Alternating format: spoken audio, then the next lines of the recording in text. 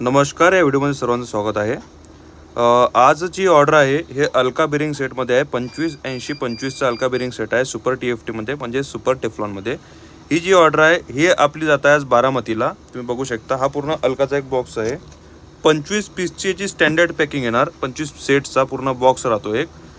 त्याच्यानंतर अलकामध्ये आपल्याकडे सर्व साईज उपलब्ध आहेत. हे अलका 80 mm पॅड आहे, सेगमेंट पॅड फिक्सवाले.